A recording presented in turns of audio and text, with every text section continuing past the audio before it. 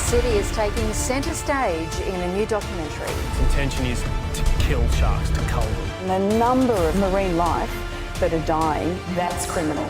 A shocking new documentary is set to stir up debate about Queensland's shark control program. It will cause controversy. The shark control program. Pressure is mounting on the state government. 100,000 signatures calling for the shark nets to be removed. Envoy shark cull features some of the biggest names in ocean conservation. Envoy. Envoy.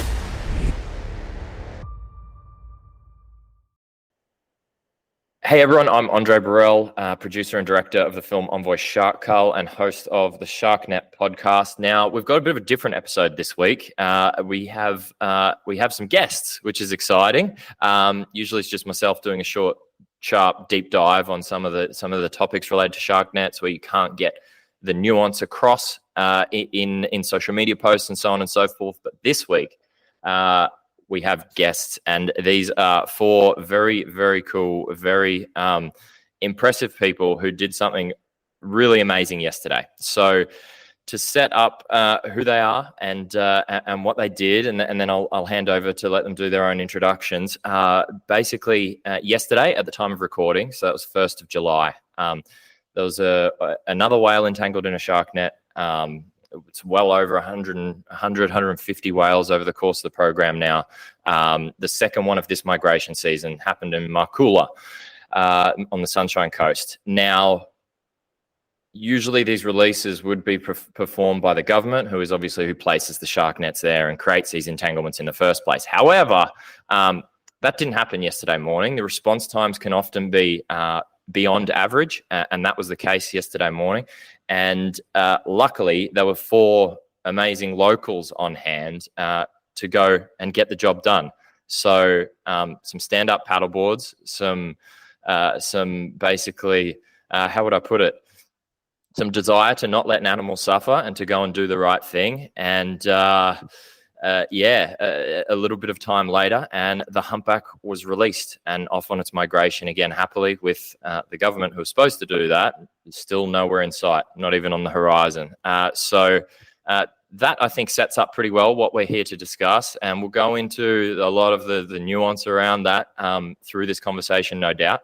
But that's enough from me. I will hand over to the four superstars that performed this rescue. And if you guys could just introduce your names for the audience, and very, very briefly names and whether you're locals or where you're from, and then we can start telling the story. Cool. My name's Will. I am a local of Marcoola. Have been for about 15 years, but I've been coming to this beach since I was born, and I work as a filmmaker and facilitator. I'm Brenton, also a local. Swim at this beach every day. Yesterday morning was quite a change to the routine, an unexpected one, and honestly quite traumatic experience that I hope to have to never experience again. Yeah, good morning. My name's Jazz. I'm a local as well. I actually have been living with Will for a total of 3 or so years now. So, I go down the beach every morning for sunrise and things. And can say the same. Yeah, very interesting way to start the day, that's for sure. I'm Luke. I'm an ex-local. I've currently been living in Western Australia, working as a planner. That's my day-to-day. So I'm here on family business, and a very unexpected change to the routine. And still feeling out my way through it. All the different pieces going on. Awesome. Thank you, team. So I also know Marcoola well. My dad lives there. I spend a lot of time in Marcoola. And just to paint a quick picture for people who might not know Marcoola, there's not a lot of high rises in Marcoola. It's quite low set. Everything's very small, very peaceful, like almost a seaside town, but maybe a bit bigger than that. It's a long, straight beach, basically as far as the eye can see. Beautiful white sand beach. It's one of my favorite places in the world. It's incredible. However, that beauty was, I guess, interrupted yesterday morning with something horrible happening off the beach. So I'll throw it over to you guys to walk us through the whole story from what you saw, how you saw it, and all the way through to the whale being safely released, thank God. Just run us through the story. I'll try not to jump in with any questions. I'll save them for the end. But beautiful, pristine, white, straight, sandy beach, picturesque, like postcard perfect. What did you see? What did you see in here?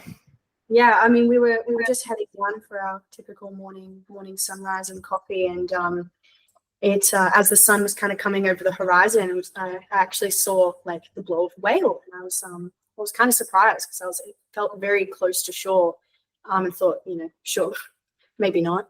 But after a couple minutes, realizing that I'd seen another blow, and then you could kind of see like the black silhouette of the whale, and we kind of knew it was a whale instantly because it was just evident it was too big to be a dolphin. And after a couple minutes, it also became obvious that it wasn't moving, and it was actually placed right next to a buoy. And so, I think that's when we realized it might be a little bit of a situation. Something's wrong. Something was wrong. Yeah. We didn't meet. So us three, Luke and I and Jazz, all know each other and have done for quite a few years. Up until yesterday morning, we didn't know Brenton, who's a local, lives maybe 150 meters from me, but we'd never met before. After Jazz saw the whale and notified us, we guessed that it was in trouble, made the decision to head back to the house, Grab some boards, grab paddle boards, grab a knife, and we headed back down to the beach. Which is actually, when we met Brenton, because Birdie came in and he said, should we make a call if this is animal distress? Like, what's the right call here to make? And I kind of pointed over to Brenton and said, I'm pretty sure that guy's pointing over to that whale and he's on the phone. Like, and then that's when he ran over to us. Yeah. So I came down, morning swim, beautiful pink sunrise, one of the best we've had in a while. Yeah, actually. It was. And I just looked at directly where that sun was rising, and the whale was there, two boys right beside it, under the sun. So just jumped into action, got on the phone. I ran back to the house to get the phone. Luckily, I'm really close by, and I was told by the response team that they will be there in about an hour, which to me just didn't sit right. I could only see the whale every once in 15 seconds or so over what was actually a very calm day. So to me, that was, it's going under the water quite often. So approached these guys, and we decided to head out in the stand-up boards and see what we might be able see to what we might do and assess the situation, and hopefully we could help it before the department got there. Yeah. Jazz and Luke were on a board together, a 14.5-foot paddle board. So the two of them were actually the first on the scene. Yeah, which was quite an emotional experience, to be honest, because when we first spotted the whale, it was kind of, the emotional side of it hadn't really kicked in until actually approaching the whale and hearing the sounds that it was making. And as we all know, whales being these large, majestic creatures, to hear something that I associate with, such purity, to sound like it was in so much pain, to be so distressed. And then obviously as we got closer, we saw how entangled it was in this net, and just was overwhelmed, almost kind of helpless, like it was evident that this was actually quite an intense situation that was happening. And what do we do next? How did your body respond? It actually brought me to tears as we got closer, and getting the scale of the animal and just the deep guttural moans, and the way it was in pain. It actually felt like a stab really right to my core. Hey, like it was I couldn't fathom how humans have put this thing here It makes this even an opportunity for an animal like this to be caught up. It was definitely expressing a lot of distress. It was obviously powerfully, yeah. Yep. Yeah, it was hard. It was really intense. It was. And then that's when these guys approached. And once we kind of were able to suss out, I guess, how the animal was going to respond to our presence. I think that's when you came in too, and you came around by the head and connected to it then, in order to kind of calm it down, to then really assess what we're going to do. When I arrived, it was screaming. I almost feel like there's no other way to describe it. It sounded a bit like an elephant. And I know I don't know how accurate I'd be, but it actually sounded like it felt like it was over and over again, screaming out for help. Well, it was immobiler and it was drowning. It was completely wrapped. Luke and Jazz got out there before me, and I wasn't prepared to see what I saw, which was the part of the whale when it was above the water that you could see was covered in a net that had these little yellow floats, and then there were the bigger buoys. And it wasn't till we got closer that we saw that the whole thing was wrapped up. The first thing that I did when I approached the whale was to come and touch it near its eye to make sure that it knew that I was there. And I feel like the whole time it knew.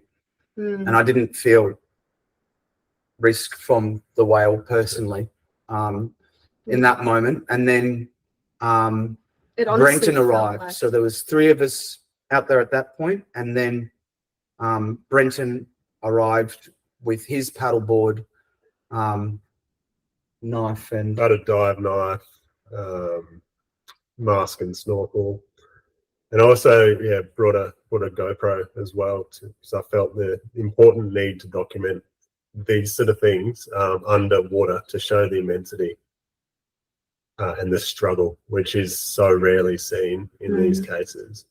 I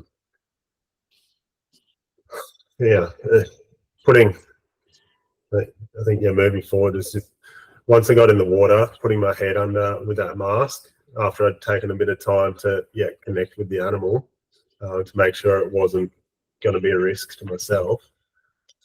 What I saw in the water was I just felt immediate helplessness. 2 layers of net completely blanketing, immobilizing this animal.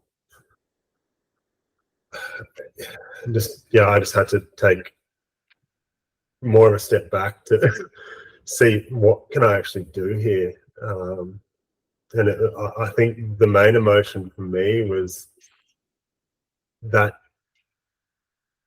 I need to reassure this animal that I'm here to help support it in whatever way I can. And it just gave me immediate flashbacks to my recent 6-7 months ago. I had a near-death experience, literally nearly died twice. And one thing that ran true the whole time was that someone constant was there supporting me through this horrible experience. And also then something that hit me as well is I needed to see. I had trouble seeing in my own experience this whale, 2 layers of net, and I know from my time in the water and with whales as well, their eyes stick out, protrude from their body. So I could actually see it then, the net, 2 layers of it was abrading right up against its eye. Its eye was darting left and right, up and down. It wasn't comfortable, which is exactly the same situation I was in. That was my most distressing situation in ICU. So that was my immediate, I have to get this animal's eye free of this net. I need to give it the most comfort. If I can't cut, there's no way I was going to cut the net off this whale. It was just too much with a tiny little 2-inch knife.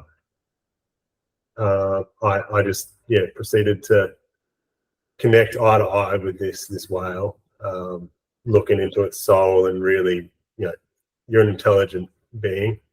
I'm here to help you. I'm gonna do what I can. So I create about 1 meter range around its eye, and once that happened, the whole energy in the water just slowed down. It became quite calm and relaxed. Because up until that point, it was still a little bit twitchy. It was making a lot of noise. Tell me more about the eye, because as someone who spent time with humpbacks in the water, I know how powerful that moment is. But I've always struggled to put it into words. When they're at peace with you, and some humpbacks want nothing to do with you, and they'll swim away. Obviously, not in this situation. I mean, normal situations. If you're filming them or whatever, some it's on their terms. So some just want nothing to do with you. Some are happy with you and get comfortable with you. And there's this connection when you look at them and they look at you, and there's this recognition. And I've never ever found the words for it, but it's something so powerful and so emotional about this incredible, massive, but so gentle being seeing you and connecting with you and accepting you. So I know exactly what you're saying, but it's so hard for people who haven't been there to get it. So just tell me a little bit more about that if you can, or tell our listeners a little bit more about that as best you can. Like I said, I've never found the words for it, but yeah.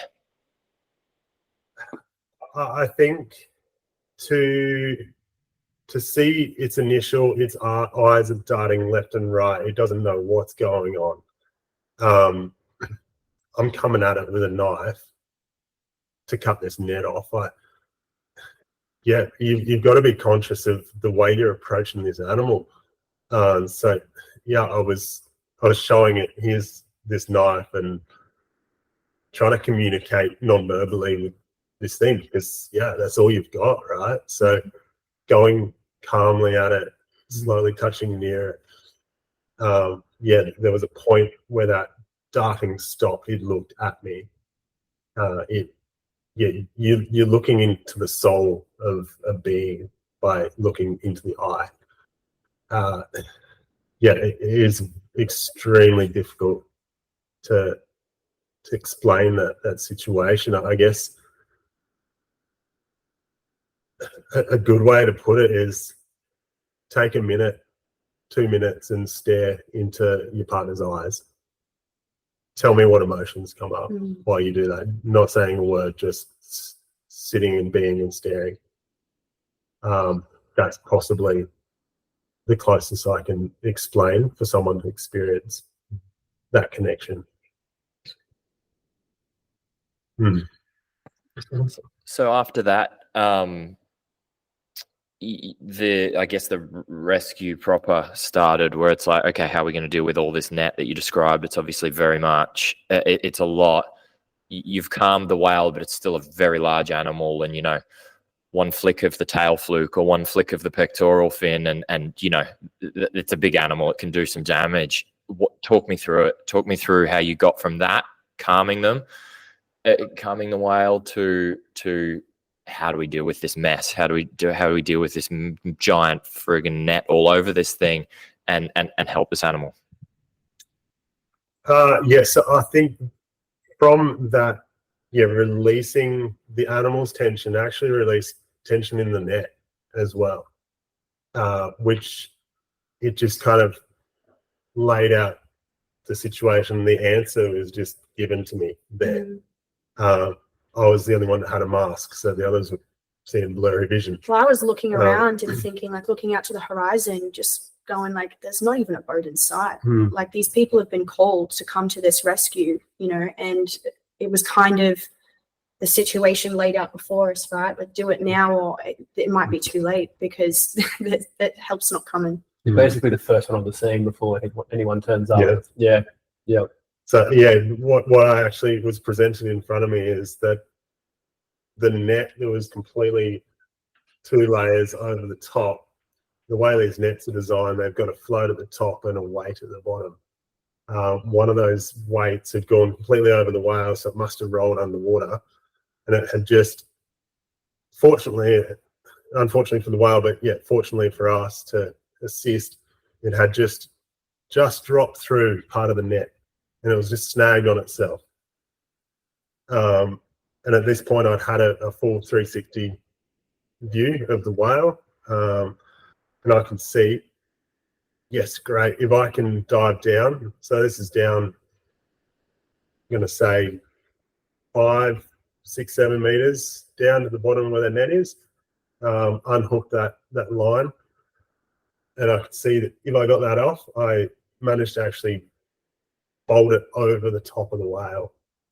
And I got Will at the time. I noticed we need to make space from what net wasn't caught in the whale. It's the worst that I could see is we do all this effort and it's got great, I'm free, boof, straight into another net. So yeah, I explained what I could see, and Will was excellent at actioning what I could see was the best way forward. You want to explain with you?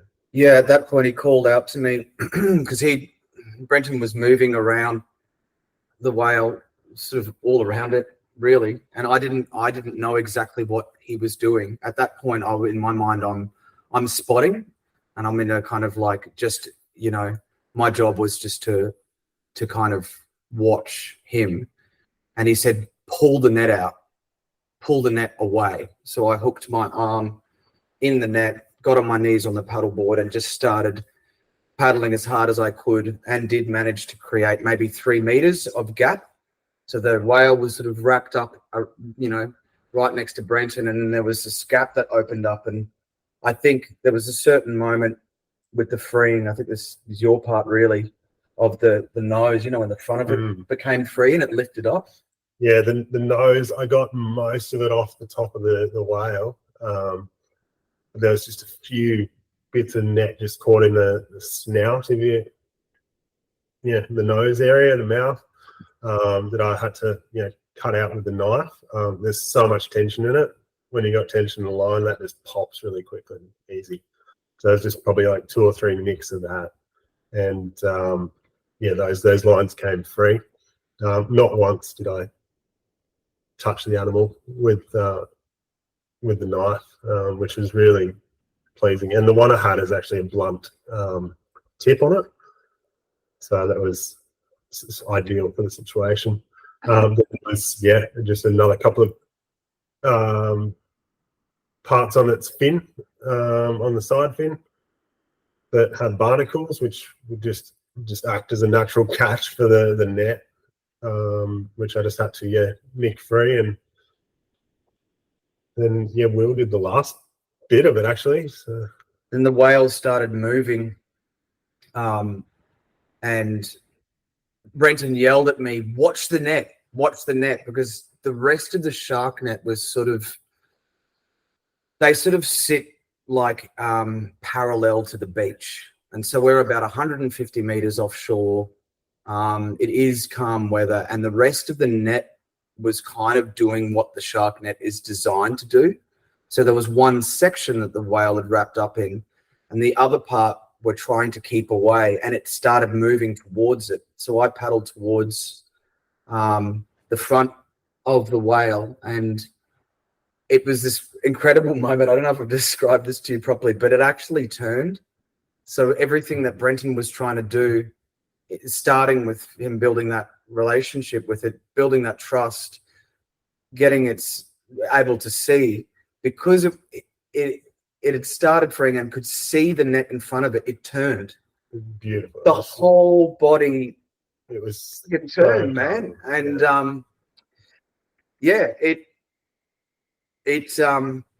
it started moving, and I could see on the side fin, I don't know what that's called, if that's the pectoral fin or not. Yeah, pectoral. Yep. The net was still trapped on it there, and at that point I didn't have my leggy off because I'd been in the water with it earlier, and I dived down, and as it was moving, unhooked that net, and then it really became free, and the tail moved, and I got certainly not hit by the tail. I didn't feel like I even necessarily had contact, but it was like I was rolled like a washing machine, and this thing just flicked its tail, and the net, there was a certain point when I was with it that the net was moving, and then the net stopped moving, and then it was gone, and we were still just floating in the water, not sure exactly what had taken place. I think it's important to point out to viewers as well, a couple of things you touched on, but I just want to share my experience on it as well. Their spatial awareness is incredible. When I've been in the water with whales, sometimes they'll be coming up from, they kind of go down to the bottom to have a bit of a nap, and then they'll come back up. And sometimes you're like, oh, I'm in this whale's way. And as it comes towards you, it knows exactly where you are with like millimeter precision, and it'll kind of just roll and get out of your way and eyeball you on the way past, and they know exactly where you are. And I do believe during the day they know exactly where these nets are. That's why they always get entangled at night. That's why you always see these things in the morning, because at night is when this happens. During the day they have incredible spatial awareness. Like it's you assume you have to get out of their way because a big whale and how could it turn and blah blah blah. No, they know where you are and what you're doing, and they would have known exactly where you are and where the rest of that net is and exactly what you were trying to do for it, hence the turning. It's incredible. And in terms of the tail flick too, you can't describe the power of these animals. They don't. They do one gentle flick that almost doesn't even look like you would picture a whale trying to kick to get away, and you picture something energetic and violent and fast and hard, and it's not. They just raise their tail fluke, lower their tail fluke, and they're gone. You can't even see them anymore. They're just gone. And that would have been what turned you around. That would have been the turbulence from that. They're just, there's so much power, but so much grace and elegance and awareness. It's incredible. So that sounds like what you experienced. It was you helped it, one flick of the tail, bye, out of there. So that's we're really fortunate right now that the water clarity is 20 plus meters, which is incredible for this time. And yet it was that flick, I hardly even saw it, and it was gone. Will basically shot up into the this water surface, and then surrounded by this upwelling of water, maybe like 10 meters diameter, just a huge amount of water movement. He was like, I'm out of here. I don't want to be here any longer. And I think it made it, it was fortunate for us just trying to do what we did, the water being so calm. But I think this has been quite an emotional experience for all of us. Educational and emotional. Collectively and individually. And one of the things that we were chatting about this morning is that if that whale, it probably got stuck sometime in the darkness, like you're saying, if the seas had been rougher than they were, even now, we were just with the ABC doing an interview and a photo shoot down at Marcoola, and it's a completely different day here today. So the shots that they get, it's completely different. The southerlies come through, the swell's picking up, and they breathe. They've got a blowhole, and like we could see it. There's only a little bit of this whale that was above the water. So I wonder if the surf had been rougher and there'd been more wind and more chop, more swell, how much does that increase the chances of a creature like this drowning? The exhaustion, the panic. Yeah. How exhausted was it? How long had it been there? How, traumatized was this animal, and what are the repercussions for it in the rest of its migration? How does that impact the lifespan of this creature? It's now on its own. It's lost its pod. Fortunately for us, we've got all our connections that we're talking to each other. I can't imagine what that whale itself is going through. It doesn't have anyone to process that. I'm sure they've got their ways to communicate about these sort of situations. They're an intelligent being. That all plays on my mind, and we're lucky to be able to communicate with our network. I've spent all yesterday really processing it. I couldn't sleep last night. and I don't blame you. I've seen some horrible stuff before, and it stays with you. It like burns into your eyes or into your soul or something. So I totally get it. Look after each other. Talk about it. Talk me through that moment after it swam off. You guys as a group, like what you felt, what happened, and then after that, if you're happy to, let's go into it's just some general stuff about shark nets, the laws around this, the program itself, all that kind of stuff. But first, just tell me about that moment. Was it relief? Was it celebration? Was it all of the above? Just walk me through it. Well, I'd say adrenaline pumping. Definitely. We achieved the goal we got in the water for. Yep. It was the best possible result. We achieved it before anyone else got there. Still no sign. Still no of signs the fisheries or of any anyone else. boat. Nothing. Still no sign. Me and Will did a quick celebration debrief on the surface and checked we're all okay, because it all happened very quickly once that net was off it. And then we sort of regathered on our stand-up boards and I'm going to jump in and say what you said. Yeah. It was like, Brenton said to me, it was like, I don't know about you, but I don't want to be here when they turn up. Because we're waiting for, inverted commas, the authorities or, and there was this moment, like initially it was just incredible silence, the stillness, and there was still the turbulent water, but it was like this moment where we didn't speak because there was such adrenaline in what was happening for all of us. And then it was incredibly calm and we realized we were completely okay. Had that celebratory moment. It was like, let's get the hell out of here. And I was like, yeah, let's go. Like we started looking for choppers and boats, and it's like, moments before we were begging for someone to be there with the proper training, with the proper tools to be able to like do this in a professional kind of effort. I mean, it shouldn't have to happen in the first place because the nets shouldn't be there, but there should still, because they are there should be a response. And as soon as it happened afterwards, it was like, let's get away from effectively the scene of the consequences of what we just done. Could I just add in as well? While all this is playing out, lifeguards on the beach going about their normal day, waving them their flags on the beach. Jet ski on the They beach. got jet skis. They got all the equipment to mobilise 100 metres offshore.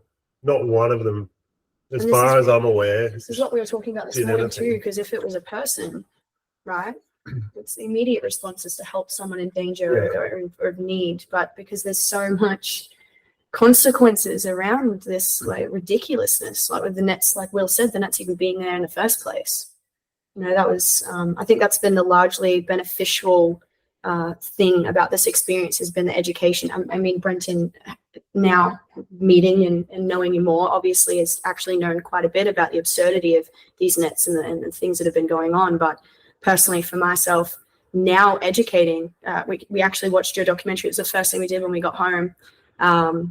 And just being educated on what's actually been happening.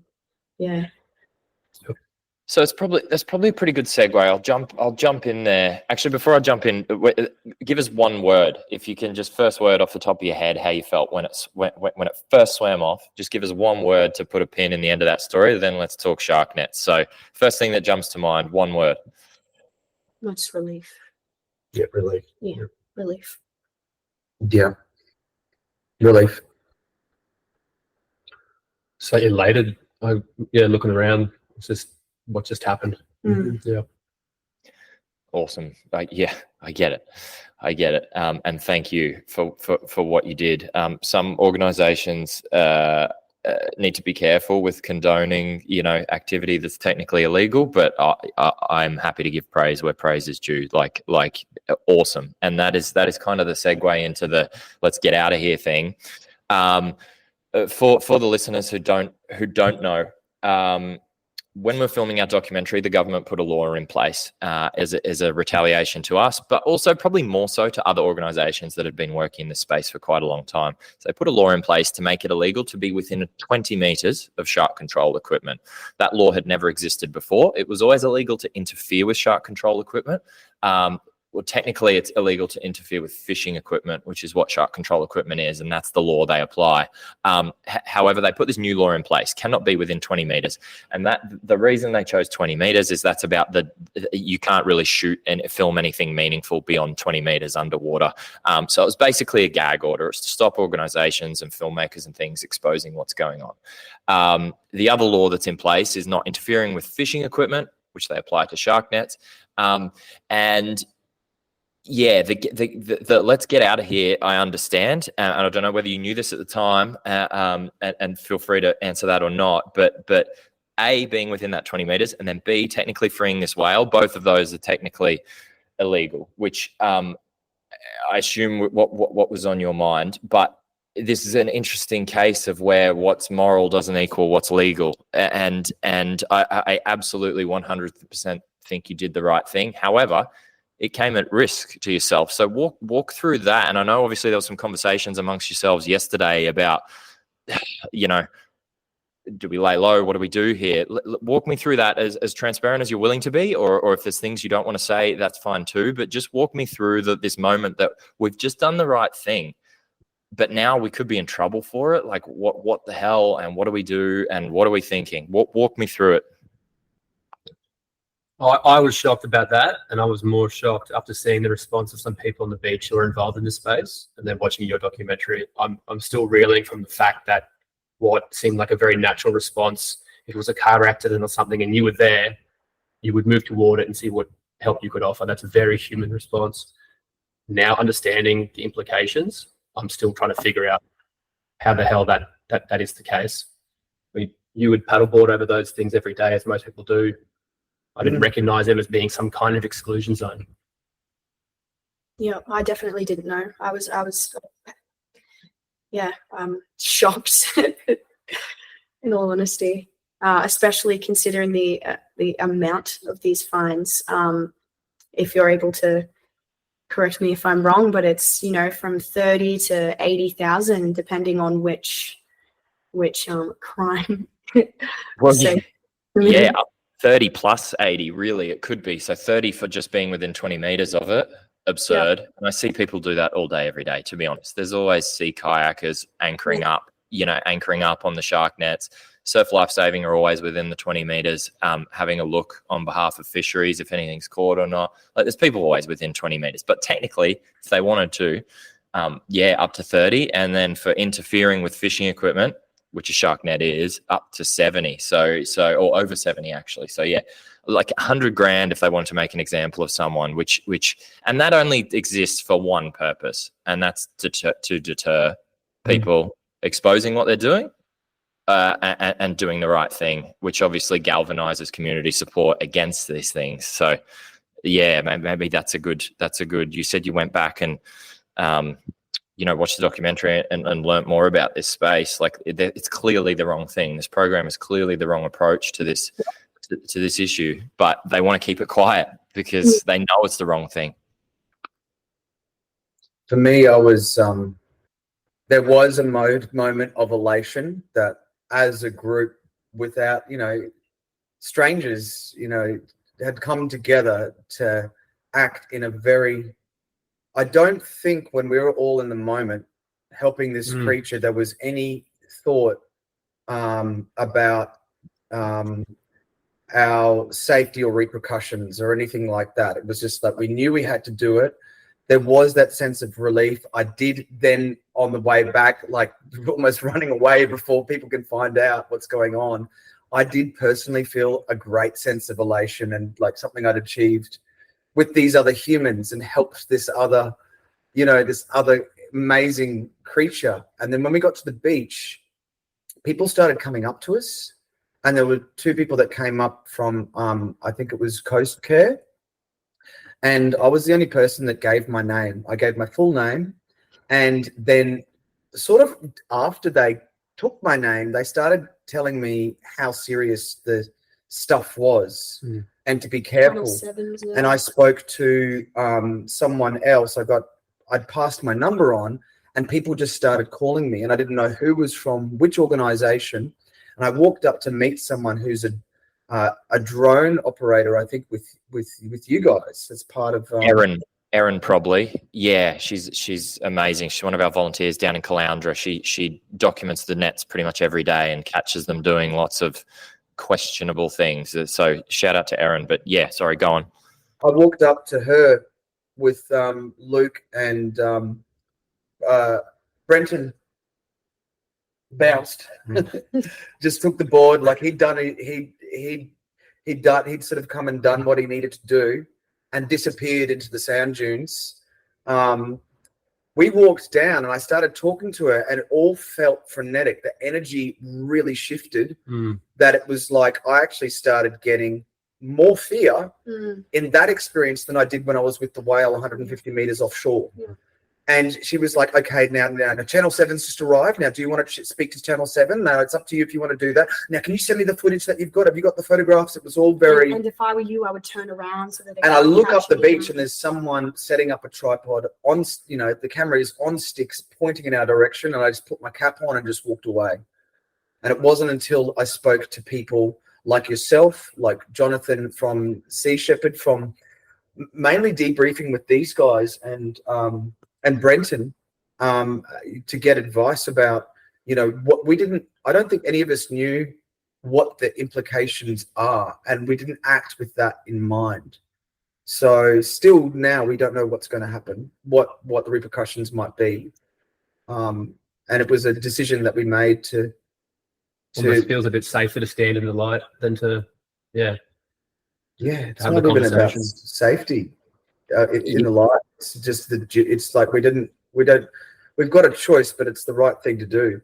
Not enough people are speaking up, and I think those laws and those fines are in place to get that feeling that we had yesterday, that we have now to some extent, to stop people from speaking up and acting.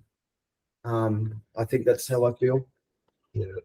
I think there's a place to silence us, really, to put that fear. There is nothing worse than that feeling of being silenced. It's 100% what it is. It's how all the organizations in this space feel. That 20-meter exclusion zone law was put in place because of us, because we were getting powerful footage and we're exposing horrible things happening with taxpayer money at our most popular beaches. And that's not a good look for the government. The government know that. That's why that law got put in place. And so I know well the feeling of being silenced. We consider that law a gag order. I totally get the feeling. And the other thing, you just touched on it, and I want to go into it a little bit. The other thing that personally really, what's the right word, disappoints me or frustrates me is that organizations who have a voice in this space aren't doing what you're doing now. They're not being brave and coming forward and being like, hey, this program is not good. The way we approach this issue is not good. We need to move forward with the times. SeaWorld, for example, who do the whale releases on the Gold Coast, they're such a strong voice. They're on the TV every time there's a whale entanglement, which is a lot. They don't condemn the program. If anything, they condemn people who do this. Django, the tinny man on the Gold Coast in Burleigh, 2020, when he released a whale, essentially there's almost like a level of, no, you shouldn't do that. You should leave it to the experts. So condemning the Good Samaritan, but not condemning the actual program itself, which is super frustrating to me. Surf lifesaving, while I respect what they do and they're doing a very important job on the beach, it's like, where's the I don't know. So like, I don't know where I'm going with that. I just wanted to voice it, because certainly I find it disappointing to condemn the people doing the right thing and stay silent on the people doing the wrong thing with taxpayer dollars that are killing things. Is that something you've thought about yet? And is that something that made you kind of, because I know there's a conversation yesterday about, do we lay low or do we come forward? Is that something that played into being like, no, we need to step forward and speak up also? For me, yeah, it was important that I did my due diligence and reassured myself that if I did speak out, that I would be protected. I've reviewed the legislation and talked to bulk of my network that would be helpful in this space, and yet not one of them has come back saying anything negative about standing up and speaking out. If anything, very encouraging to speak out. At the same time, saying your choice, respectful of any decision you make. But yeah, there's an overwhelming response is that not enough people speak up. We need to continue this conversation. We've had this, what I would call a traumatic experience of something that should never have been done anyway. I am part of the problem. We're all human. We need to stand up, start calling our MPs, getting that word out there that all your citizens in this space care about what is happening out there now. We want it exposed, we want it stopped. And that's very important that people voice that with their MPs. Call them, email them. It only takes a minute. The more people, the better. I totally agree. And look, when polls are done or anything, it's always the majority of the community don't support these programs. 50% upwards, up to 90% don't want this. The scientific working group that the department has but ignores, the scientific working group says take nets out during whale migration season. Scientists in this space, and anyone that knows anything in this space says that this should not be happening, and these programs should modernize and move with the times and move with the science and move with the technology and move with the knowledge. And the only reason it doesn't happen, and this is to your point, the only reason it doesn't happen is a lack of political will to do it. It's overwhelming that it should happen, but the politicians just go, it's too risky for us to take on right now. Just the status quo is safe. So like you've already touched on it, get active, call your MP, book a meeting with your MP, go into the office, have a chat with them face to face, like whatever it is, get active. And I totally agree with that. But I totally agree. But what else, what other message would you, what other message would you say to the Premier who blocks this regularly, any modernisation, and to the Fisheries Minister who blocks any sort of progress on this program regularly? If they were listening, what would you say? What would be, after seeing what you've seen and being through what you've been through, what would you say? What would you encourage other people to say when they reach out to their MPs? I would refer back to look me in the eye, the way that I did with that whale, and tell me that you believe this is a smart practice to keep doing. That you have a conscience that you continue this and you're okay with that. I think also, why are the nets there? They don't work. It's proven they don't work. We have all the evidence to show that it does quite the opposite to protect the locals or whoever might be at the beach, because in fact, when it tangles these animals, it actually provides bait to the sharks. It attracts the sharks. Why are we even still fighting this battle? It's just absurd. I agree with what Dave said, and I'd probably add, this is a kind of simple one because I guess this is about action, so that people can go to their local MPs, they can help get stories out there. But on a kind of more human or simplistic level, if you're near the beach and you see those boys, there's a good chance that they are a drumline or a shark net. The public, whether you've got a drone or not, even the kids, it was Jazz who saw the whale this morning. She's got better eyes than me. She's younger than me. Even if it's kids, I would encourage people, particularly in migration season, to look out. You could potentially see this and, alert people to help. Whether it's people like us or whether it's the authorities, keep an eye out, because this isn't the only one. We don't know what's happened to that whale, and it's continuing. They're on their migration up. and then they'll be coming back down. And this is the whole east coast of Australia. So this affects everyone. And the whales don't care about borders. They don't care about international, waters. This is a human issue. This isn't just about people on the Sunshine Coast or Queensland or Australia. This is what it is to be human. And we have the answer. Remove the nets. That's the message. Remove the nets and take action.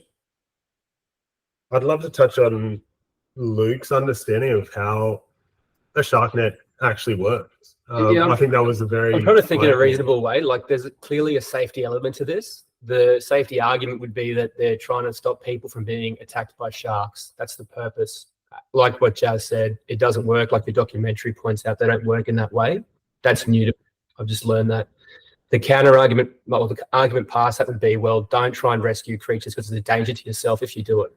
I understand that as well, but how are you going to stop a whole bunch of people caught in a moment, young people doing the right thing from trying to solve that problem in the moment like that? That is the safety reason, and that is happening because animals are entangled.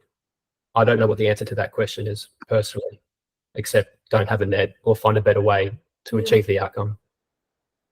Just ultimately, like, becoming aware of how these nets work was an eye-opener for Luke. He didn't know that they're just a volleyball net out in the ocean. I didn't know you didn't. It's crazy. Call me naive. I just assumed that somebody had thought it all out and it was getting the outcome. Yeah. So continuing this conversations, talk to your friends about how these things Educate work. yourselves. Keep that conversation Learn about going it. amongst everyone you talk to, because you don't know who out there doesn't actually know how it works. Look, I think Sorry, go on. I think it's a dangerous misconception that a lot of people have, that they hear shark net and they think it's some sort of barrier. It's some sort of device that keeps sharks out there, people in here, happy days, hunky-dory, everything's safe. And I didn't know either. Like, I grew up in Queensland. I holidayed on the Sunshine Coast every school holidays with my family. Well, not every school holidays, but the longer ones. And you just hear shark net and you think barrier. It's the logical conclusion. And then it wasn't until I was in my 20s and I started scuba diving and talked to people in the know who actually understand that I found out they're just a fishing net. Nothing more, nothing less. It's why what you did is potentially, they could fine you under the Fisheries Act for interfering with fishing equipment because it's a fishing net. Nothing more, nothing less, nothing more fancy, nothing more advanced. It's a fishing net. And the purpose is to reduce shark populations. That is their idea. They figure, kill a bunch of sharks, less likelihood of shark bites. That is the sole purpose. And I think it's a really dangerous misunderstanding that most people have, that think it's not that. It's some sort of barrier, some sort of exclusion zone, some sort of exclusion device. And look, the government admit that. They try and play down that it's the shark culling program, but it's in their paperwork in black and white. The purpose is to reduce populations of target sharks. It's a cull, simple. I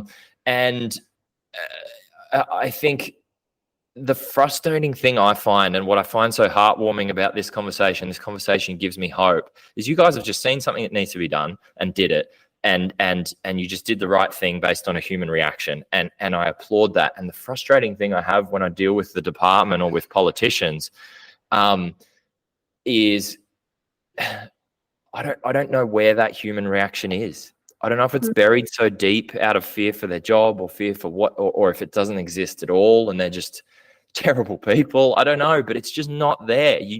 When you're doing this work, you just get copy and paste responses to any sort of query or question you have about this program and their plans to modernize the program.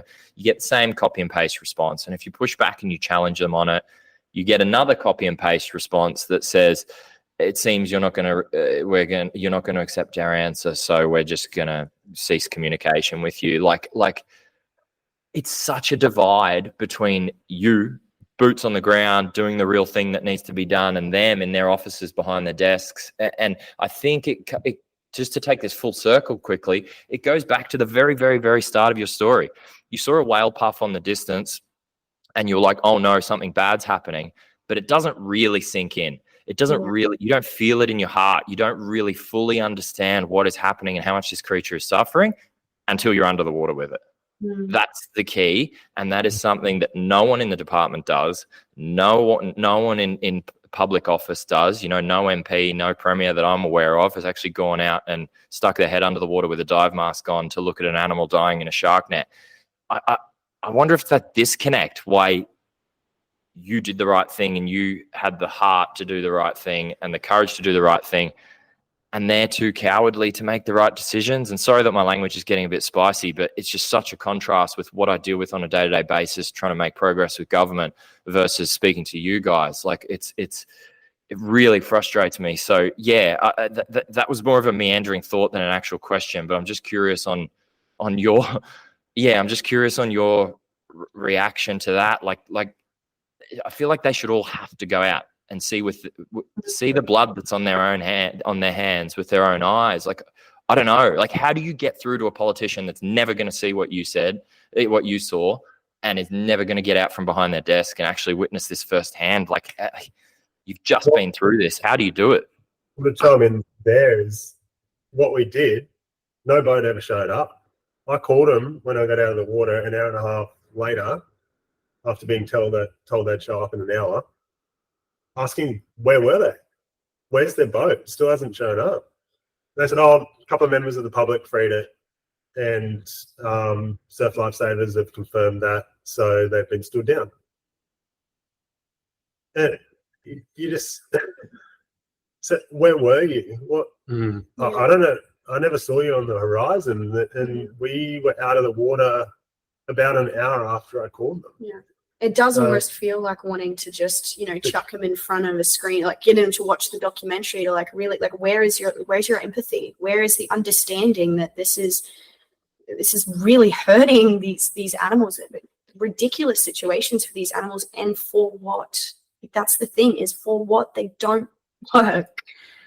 I can't wrap my head around it. I was shocked they weren't even there in such a glass out morning, but they didn't even come and try and check on the whale's welfare. You should be able to spot a whale somewhere in the proximity, I would assume, on such a classy day. It was the perfect conditions. It was. I would say, as to why that happens, I'd say it's about, or why they haven't taken the obvious answer that the research proves, is to do with money and reputation. So Australia in general, we've got mining and we've got tourism, and I guess we export some other stuff. But tourism is a big part of it. And I think places, particularly if you're looking at places like the Gold Coast or the Sunshine Coast, you've got the political side of like the parties that are in power. If one of the parties sort of says that it comes under their watch and then someone's attacked by a shark, how that could affect reputation. And I think the story, I mean, if you look at the catches, they are forced, the fisheries are actually forced to show the amount of catches and what they catch. And it's really shocking when you look at the amount of what's happening on those drum lines as well as the shark nets. It is shocking, but they don't want people to know. And there's all these different kind of groups that are mobilizing and sharing information. So we're in this sort of technological era where we've got drones, people have got apps, shark sightings, and people are kind of cluing into this, and people are kind of beginning to communicate and take action. But yeah, it's I forgot what I was saying.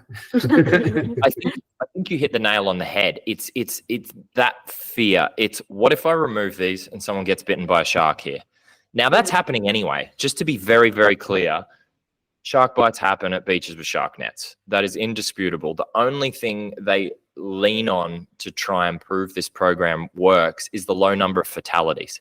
So they won't mention the 40 or something shark bites that have happened at netted beaches in Queensland, the 50 or so that have happened in New South Wales, almost 100 shark bites at beaches with shark nets, right? They won't mention those. They'll be very clever with their language, and what they'll do is they'll say there's only been, I hate the use of the word only there, it's their language, there's only been 2 fatalities at beaches with shark nets. So they're not even claiming that there's less shark bites there, but they try and lean on the fact that there's less fatalities there. Why are there less fatalities at beaches with shark nets? Because they also have lifeguards, because they're also near hospitals. They're also in built up areas. So that they'll they've kind of painted themselves into this corner is what I'm trying to say. Is they've gone out with this narrative of there's only been 2 fatalities. There's only been 2 fatalities. It works. There's only been 2 fatalities. We won't talk about all the other shark bites that happened and didn't turn into fatalities. There's only been 2 fatalities. And now when it's like, oof, okay, a scientific working group says we should change this program. The community thinks we should change this program. They're now painted into this corner, and it goes back to exactly what you said, which is they're scared. They're scared that if they remove it and a bite happens, it'll be blamed on them. Yeah. And they've created this situation for themselves. They've painted themselves into this corner, and no one has the backbone to kind of go, no, you know what? There's no identifiable difference between shark bites at netted beaches and not netted beaches. Yes, there's a lot of fatalities. That's due to other reasons, medical response, first lifesavers getting there quickly, et cetera, et cetera. It doesn't work. It never worked. We're going to modernize this program. No one has that backbone from my experience in this space. And that's super frustrating to see that cowardice compared with your courage. It's such a contrast. It's such a contrast. You've used that word a couple of, like, courage and bravery. I think that's something that we've talked about. We don't see what we did as brave or courageous. Certainly not It's in the just moment. something that needed to be done. Yeah. It was just Automatic. instinct. Yeah. No question about it. I hear what I totally hear what you're saying, but you know, in retrospect, I hope you come to understand that it was, and not everyone would have done it. I don't know exactly how you measure courage or what, you know, but what the exact dictionary definition of it is. But to me, you went and did something that not everyone would do, and certainly not the people in power that would have the power to do something about this, that they definitely don't do, even though they could do it with the swipe of a pen. So, you know, maybe you don't feel it is, but I think in contrast to what we see every day in this space and what we fight against every day in this space, it certainly seems like it to me. And I might be saying the same in your shoes, like just did what had to be done, but please understand that when you compare your actions to the decision makers and those could actually do something about this, you're on different ends of the scale of courage. Put it that way. I'd love to see those MPs to have courage and be bold to take it out. They would, I'm sure they'd be overwhelmed with the praise that the public would actually provide them. I agree with that. I think that's a great narrative as well, and maybe something to be open with people who want action, is that there is that opportunity for, even if it comes later than hoped, that we are, even people trapped on the side of politics and, you know, all the red tape that they're caught up with. So, like, even, for example, the surf lifeguards who were on the beach and didn't act, it's not that that individual as a surf lifesaver said, I'm not going to come out. They are not legally allowed to. You know, it's not in their jurisdiction. So we're not having a go at surf lifesavers or the guys, you know, the guys that we could see on the beach. There's just that disconnect. And I feel like we didn't, I don't know about you guys, but there was more fear that I've experienced with the idea of how the authorities would react to our response than the response itself. I did not feel fear with the whale, but I fear my own government. And that is by design. That is by design, I feel. Having been in this space for a long time, that is not by accident. That is by design, and it's really frustrating. And I agree with your point on surf lifesavers. The individuals there, a lot of them care. Like we have a lot of people who DM us and be like, "Hey, like I can't publicly say this, but I'm a surf lifesaver, and we're not allowed to act, and we're not allowed to do this, and we're not allowed to do that." And sometimes we'll get tip-offs. It'll be like, "Hey, this is in this net. Well, I can't do anything about it." So on and so forth. So you're right. It's not about the individual. It's like something happens to an organization at a certain size where they just, I don't know, become beholden to interests. You know, the government want to protect this program and keep it quiet, and surf lifesaving get government money, and I guess that keeps them on a leash somewhat. But yeah, you're right. I think it's an important distinction to make. It's not about the individuals. It's not a criticism of the individuals. Yeah. And like Luke was saying, there is an opportunity for, you know, authorities or government, MPs or whatever, to do the right thing. We can change this narrative. You know, this whale tale that we're helping tell. What do they want the tale to be? The tale of, you know, Queensland or the Sunshine Coast or Australia or us as humans, that there is a chance for us to come together and do some good. Maybe it's not as much as us and them. And then we're all sort of trapped in a net at the moment to some extent. And we can help free each other from the nets that we've created to supposedly protect ourselves. That was a bit wordy, wasn't it? Sorry. Yeah. Better than the whale wrapped like a morbid Christmas present. That wasn't good, was it? No. All right, well, it's been a really good conversation. Does anyone have any last minute thoughts? Any thoughts? Any parts of the story they missed? Any I guess calls to action or requests of people who could change anything? Anything? Just let's do a whip around of any final thoughts. And I feel like I've taken up enough of your time. I appreciate you all, but yeah, any closing thoughts? I personally would just like to say, if you are unaware of how these nets work, please educate yourself, because right now we do have the opportunity to band together. Not to sound preachy, but with a minute of your time, you really do have the opportunity to make a difference here, because animals are suffering from these things that are supposed to provide a protection that they don't even provide. And it is just ridiculous if you actually take some time to really understand. I mean, the nets are 6 meters deep and 150 meters long. That it doesn't cover space. It's not a barrier. It's not a protection. But that's, I think, what we're struggling against, is a lot of the public don't even know that. They're not aware of that, you know. So yeah, if I could say anything, watch the documentary and just educate and give a minute of your time to probably make a big difference here. You can easily save a life. Yeah. Any other final thoughts? Anyone? Last 2 cents before I say thank you and we wrap this up. I'd probably say if anyone does come across this situation, I think taking a moment to assess the situation and really take that moment to think critically about what your capabilities are, and whether you're equipped to assist. Yeah, don't put yourself in more danger than the whale itself. We are fortunate that we have spent thousands of hours each in the water, so I felt way more capable than the average person. So yeah, just keeping that in mind, protect yourself as well. Yeah, this has been going and it's ongoing. So thank you to all of the people involved who are already part of it and trying to do everything they can. Very unplanned situation to find yourself in as an individual. But clearly people have already made a lot of progress in this area. So thank you. Thank you so much. And look, from bottom of my heart, and to be honest, everyone working in this space, and anyone that cares about animals, thank you for what you guys did. It's what the outcome. I hate to think what the outcome could have been. I hate to think how long they would have taken to turn up.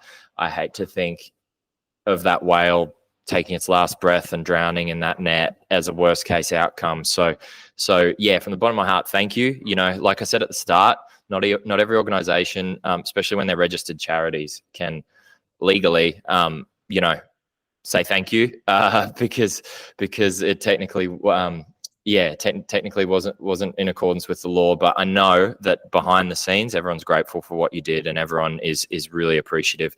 And you also mentioned that you're sitting there and you're waiting to wonder what will be next. I cannot imagine a world where fisheries try and fine you for this, for doing the right thing. It would be the stupidest move PR-wise for them to go and fine for. I know you don't want to be called the heroes or the brave people here, but I'm going to do it anyway. So and if the worst were to happen, the entire community of conservation orgs and just people who care will have your back. So I'm sure it won't come to that, but yeah, thank you so much. And a really incredible story. I wish everyone could really feel that moment, be it of a whale trapped in a net, or even just be a whale, free, going and swimming with these animals and spending time with these animals underwater, eye to eye, face to face, because I think the world would be a much better place. Because you gain an understanding of these animals and a connection with these animals that you simply cannot from the beach or a drone or a boat. So, thank you again. And I think, I've taken up enough of your time. So I will call it there. Thanks to all our listeners. Really appreciate you. Thank you. Thank you. My first time swimming with a tiger shark was on the Gold Coast, and she was literally taking her last breaths in front of us. For 83 years and counting, we've been running the world's longest marine cull. It is just off our coastline, but it's so hidden from the public. You're afraid naturally of something that you don't know. They're actually the real victims and the ones that have something to fear. Its intention is to kill sharks, to cull them. It is absolutely archaic that we're relying on a program that was devised in 1930. I hope to think every Australian can think like this. It's not a solution by any means. They're just killing sharks. People are unaware that this device is a fishing device.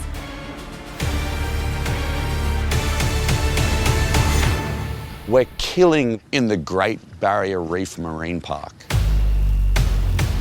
I think once people realize what's happening, how senseless the killing actually is, I think they should be outraged about what is happening to Australia's beautiful natural resources. We're the government and we are keeping you safe from this big scary thing. They have no education in, no background in, and don't know what they're doing. It is in effect a gag order, and it's near impossible to get any footage underwater. Observations and concerns about the safety of the operation and potential jeopardy that you put.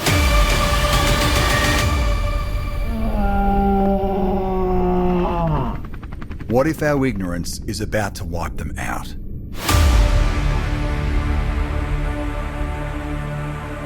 There's a good chance this documentary may actually start its own feeding frenzy.